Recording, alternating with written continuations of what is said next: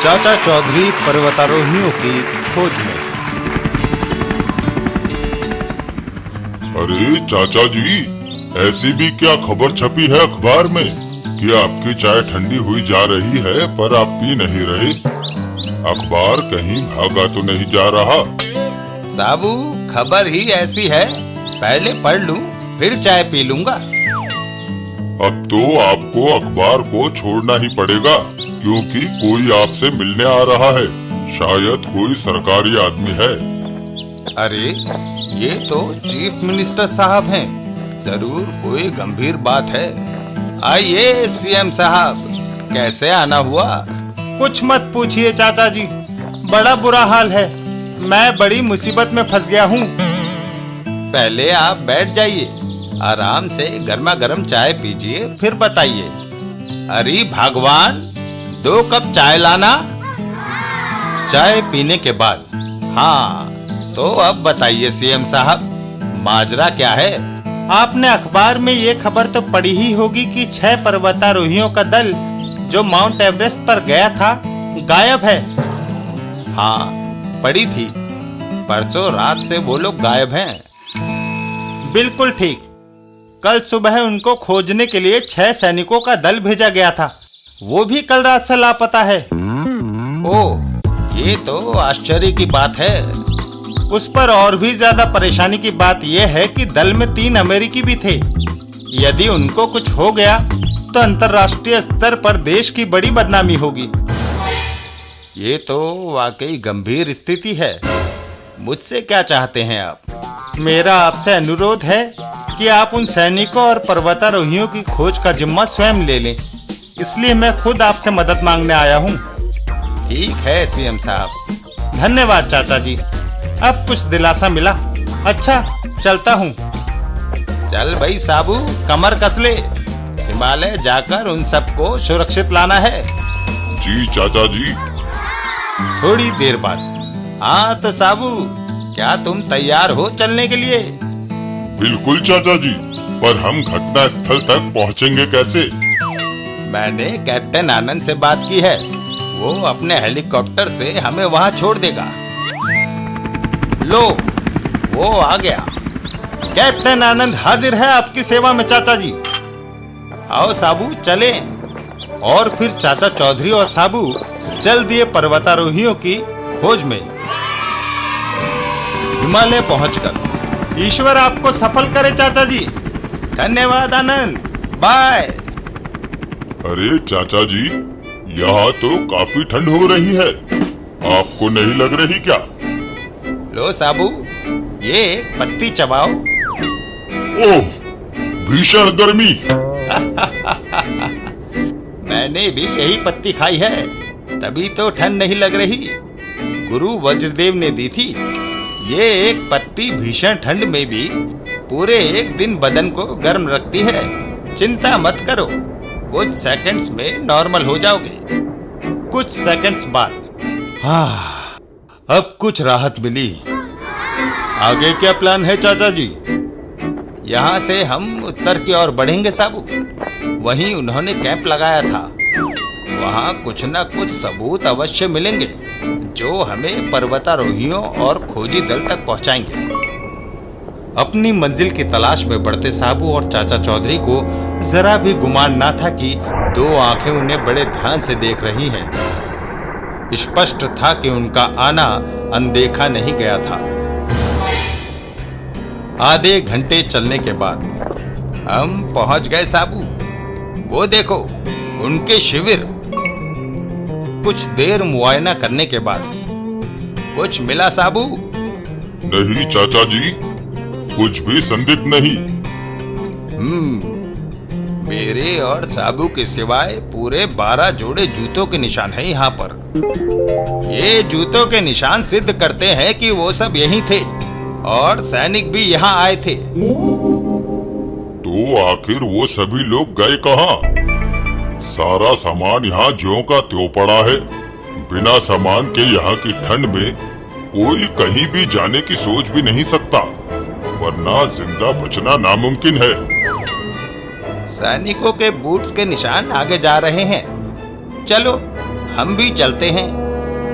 थोड़ी दूर जाने पर चाचा जी, आगे मुझे सैनिकों का सामान पड़ा दिखाई दे रहा है। वो तो मैं भी देख रहा हूँ साबू।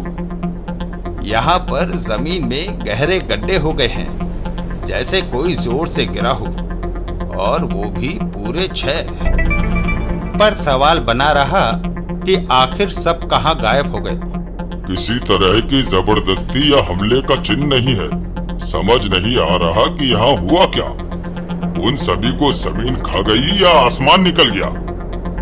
चाचा चौधरी दिमाग की तह तक जाता है। मेरे पास तुम्हारे सभी सवालों के जवाब हैं साबू, पर मैं चाहता हूँ कि तुम सब कुछ अपनी आंखों से देखो। आज रात हम यहीं रुकेंगे। चाचा चौधरी का दिमाग कंप्यूटर से भी तेज चलता है। रात होने पर चाचा जी, ये थैला एक तरफ रखकर आराम से सो जाइए। नहीं साबू, इसकी जरूरत है। थोड़ी देर में दोनों को नींद ने आ घेरा।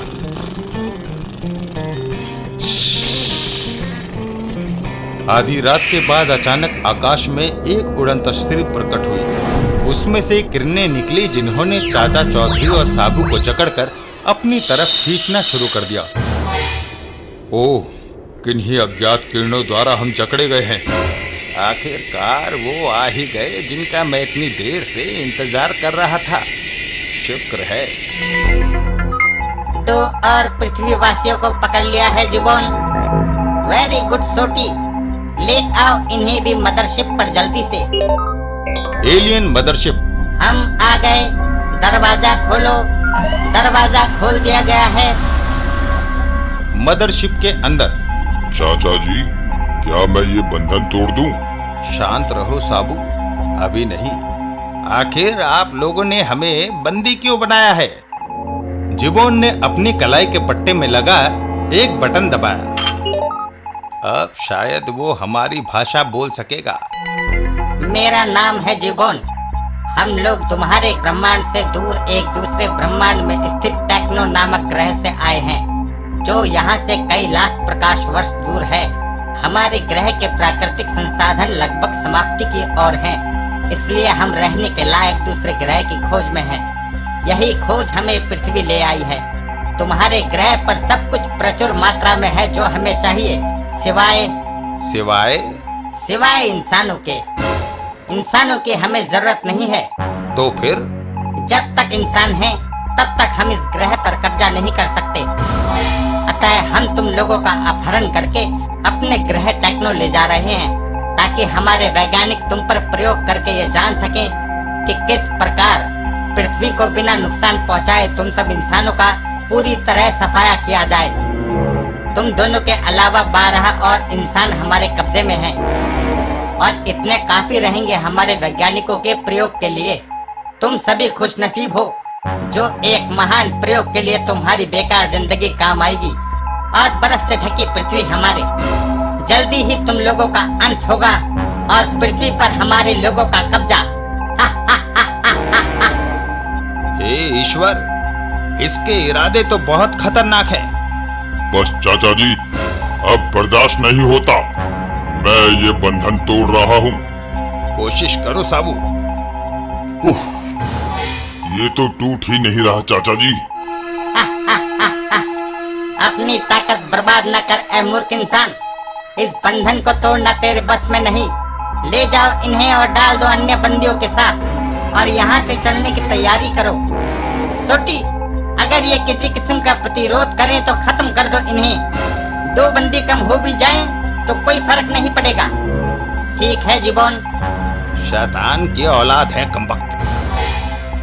बंदी गृह में। चाचा जी, वो देखिए, पर्वतारोही और सैनिक, जिन्हें ढूंढने हम यहाँ आए हैं। हाँ साबू, लेकिन ये सबके सब बेहोश लगते हैं। एलियंस की करतूत। चाचा जी, क्या आपको पहले से पता था कि ये सब एलियंस की हरकत है? हाँ साबू, घटना स्थल के निरीक्षण से मुझे ये अंदेशा हो गया था कि इन सभी घटनाओं में कम से कम इंसानों का हाथ नहीं है। वो कैसे?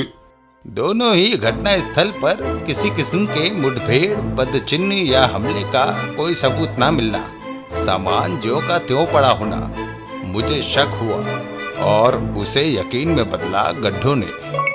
गड्ढों ने? हाँ, दरअसल पर्वतारोहियों का जब अपहरण हुआ तो वो नींद में थे, सो बिना कोई निशान छोड़े वे गायब हो गए। इसके विपरीत सैनिक जगे हुए थे, इसलिए जड़ किरणों के प्रयोग करने पर वे सब गिर पड़े, जिससे बर्फ में गहरे गड्ढे पड़ गए। ओह, पर अब इस मुसीबत से कैसे निकले? बंधे बंधे हाथ भी दर्द करने लगे हैं। यहाँ से आजाद होना बहुत जरूरी है, वरना मानव जाति नष्ट हो जाएगी साबू। तभी वहाँ सोटी आया। फिर आ गया मनहूस। काश मेरे हाथ खुले होते तो मैं अभी इसकी गर्दन मरोड़ देता। सब्र करो साबू, मौका आएगा। शायद खाना लाया है। मत खाना साबू, यकीनन इसमें वही बेहोशी की दवा है जिससे ये सब लोग बेहोश हुए हैं। जी चाचा जी। उनको खाते नहीं देख सोटी ने अपने कलाई पर पहने पट्टे से अपनी भाषा बदली। खाना खाओ। कैसे खाएं? हमारे हाथ बंधे हैं। ठीक है, मैं तुम्हारे बंधन खोल देता हूँ। पहले तुम खाओ, बाद में तुम्हारा साथी। कोई चालाकी ना करना, वरना दोनों को खत्म कर दूंगा। ओह, बंधन वापस बंदूक में समा रहे हैं। अब खाओ। नहीं खा सकता। क्यों? हमारी पृथ्वी पर ये रिवाज है कि जब तक हम खाने के बदले कोई कीमती चीज ना दे दें, खाना नहीं खा सकते। कीमती चीज? हाँ, अब वो वैसे भी मेरे किसी काम के नहीं। सोचता हूँ तुम्हें दे दूं, तुम्हारे काम आ जाएगी। अच्छा, जल्दी दो। चाचा जी ने अपना जाल फैलाना शुरू कर दिया है। चाचा चौधरी का दिमाग कंप्यूटर से भी तेज चलता है। एक कहावत।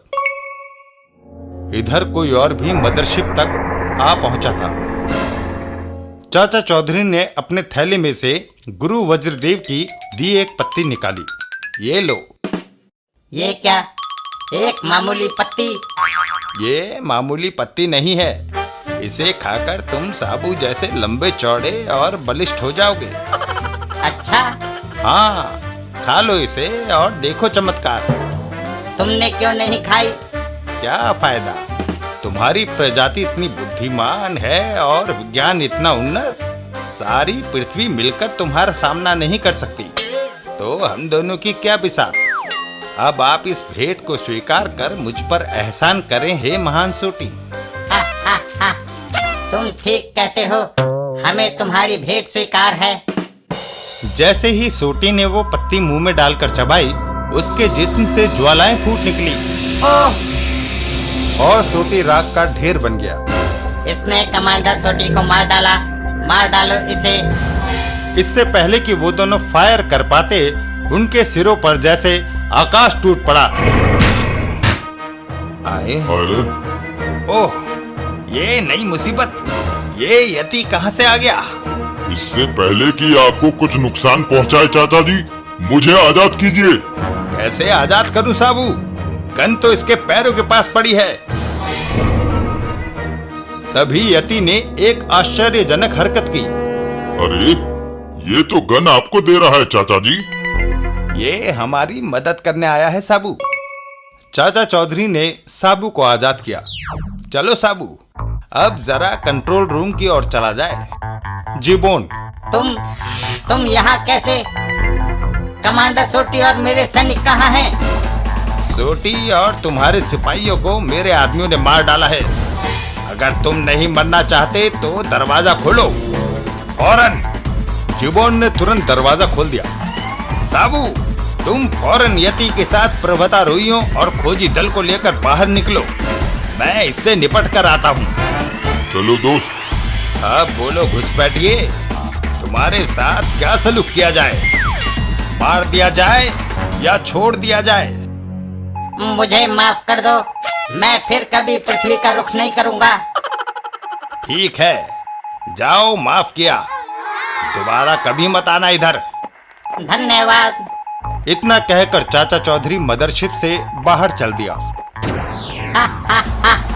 पृथ्वीवासी, तुमने मुझे छोड़कर बहुत बड़ी भूल की। मैं जल्दी और सैनिकों के साथ आऊंगा और तुम सभी को समाप्त कर पृथ्वी पर कब्जा करूंगा। मदरशिप ने धरती छोड़ी। ओह, चाचा जी उसे जाने नहीं देना था। मेरा नाम क्या है साबू? चाचा चौधरी। तो बस देखते जाओ। तभी आकाश में जोरदार धमाका हुआ और मदरशिप के टुकड़े बिखर गए। मदरशिप ब्लास्ट हो गया, उसका मलबा नीचे गिर रहा है। मेरे थैले में एक शक्तिशाली टाइम बम था जो मैंने उसमें लगा दिया था। मुझे मालूम था कि जरूरत पड़ेगी। चाचा चौधरी का दिमाग कंप्यूटर से भी तेज चलता है।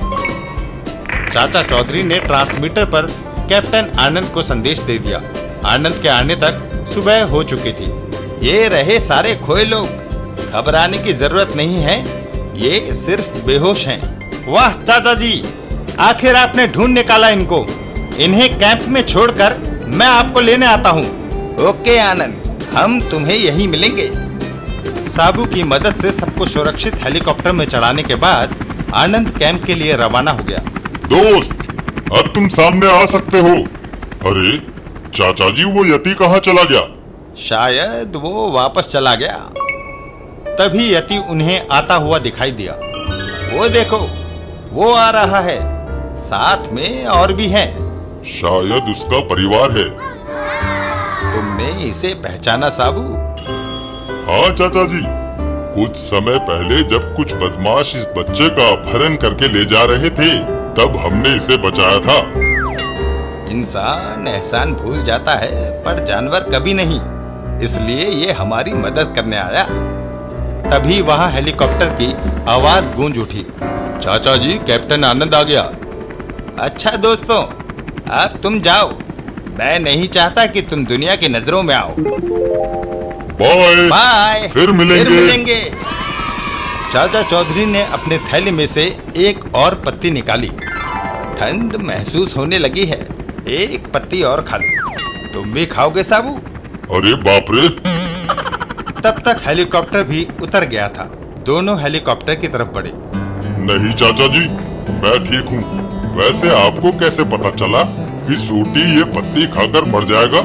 मैंने अंदाजा लगाया था साबू कि उन लोगों को गर्मी बर्दाश्त नहीं होती है। वो भला कैसे? वो ऐसे साबू कि अगर उन्हें गर्मी बर्दाश्त होती तो वो पृथ्वी के मैदानी इलाकों में जाते, जहां उन्हें ज्यादा जल्दी और आसानी से ज्यादा इंसानों को बंदी बनाने का मौका मिलता। पर बजाय इसके वो माउंट एवरेस्ट पर उतरे, जहां इंसान मिलना लगभग नामुमकिन था।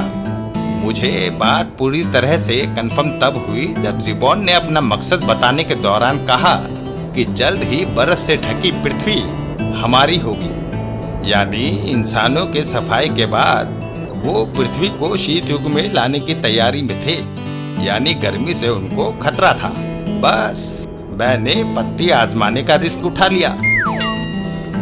कुछ देर बाद वो घर की ओर बढ़ रहे थे। कैप्टन आनंद, क्या तुम हमें सीधा घर छोड़ दोगे?